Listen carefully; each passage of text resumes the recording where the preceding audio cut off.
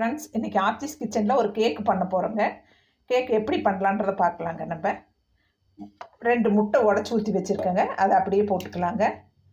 ஈஸியாக பண்ணிடலாங்க ஃப்ரெண்ட்ஸ், ஓவனெல்லாம் தேவையில்லை.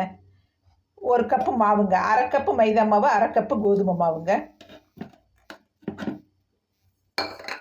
1 கப்பு சர்க்கரைங்க. எல்லாமே மிக்சியில் போட்டுடலாங்க ஃப்ரெண்ட்ஸ். ஈஸியாக பண்ணிடலாங்க நம்ம வீட்லேயே கேக்கு. தயிருங்க, எந்த கப்பில் எடுக்கிறோமோ அந்த கப்பில் 1/2 கப் தயிருங்க. புளிப்பு இல்லாத தயிரை பார்த்து எடுத்துக்கோங்க. 1/2 ஸ்பூன் சோடாக்காரங்க, 1/2 ஸ்பூன் பேக்கிங் பவுடருங்க. கேக் பண்ணுவோம் இல்லைங்களா, பேக்கிங் பவுடர் போட்டுக்கோங்க. நிறைய போட்டுறாதீங்க, சோடாக்காரம் அளவாக போடுங்க ஃப்ரெண்ட்ஸ்.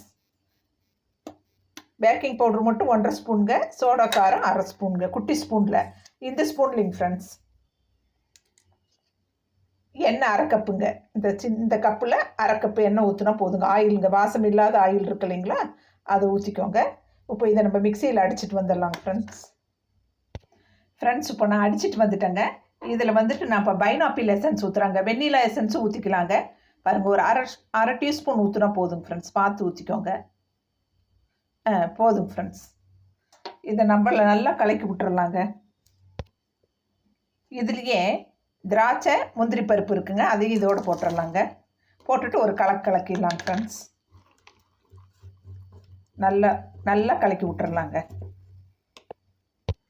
இப்போ நல்லா கலக்கி விட்டுட்டேங்க ஃப்ரெண்ட்ஸ். இப்போ இந்த மாதிரி பாத்திரம் எடுத்துக்கலாங்க நம்ம கேக் பண்ணுறதுக்கு. இல்லை டிஃபன் பாக்ஸ் இருந்தாலும் எடுத்துக்கலாங்க ஃப்ரெண்ட்ஸ். இதில் நம்ம கொஞ்சம் ஆயிலை நல்லா தடவி விட்டுறலாங்க. நல்லா தடவி விட்டுட்டு பட்டர் பேப்பர் இருக்கு இல்லைங்களா, பட்டர் பேப்பர் இருந்தால் போடுங்க, இல்லைன்னா ஆயில் தடவினதோடு கூட விட்டுறலாங்க ஃப்ரெண்ட்ஸ். இப்போ என்ன பண்ணலாங்க, நம்ம இதை ஊற்றிக்கலாங்க.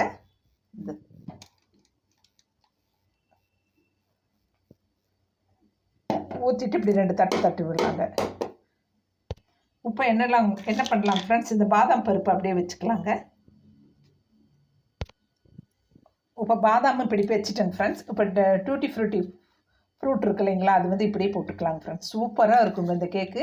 நீங்கள் வீட்லேயே இப்படி நான் சொன்ன மாதிரி பண்ணி பாருங்கள் ஃப்ரெண்ட்ஸ். இப்போ நான் 10 நிமிஷமாக இந்த குக்கரை வந்து ஹீட் பண்ணியிருக்கேங்க. உள்ளே ஒரு பிளேட் போட்டிருக்கேன். மூடிக்கு பெல்ட் போடக்கூடாதுங்க ஃப்ரெண்ட்ஸ். இப்போ நான் உள்ளே வச்சுட்டு உங்களுக்கு காட்டுறேன்.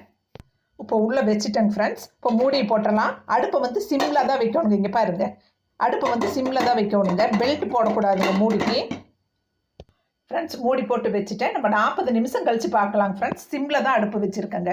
இது அப்படியே வேகட்டுங்க ஃப்ரெண்ட்ஸ். சூப்பராக கேக் ரெடி ஆகிடுச்சுங்க. பாருங்கள் எவ்வளோ ஸ்பான்ஸாக இருக்குது பாருங்கள்.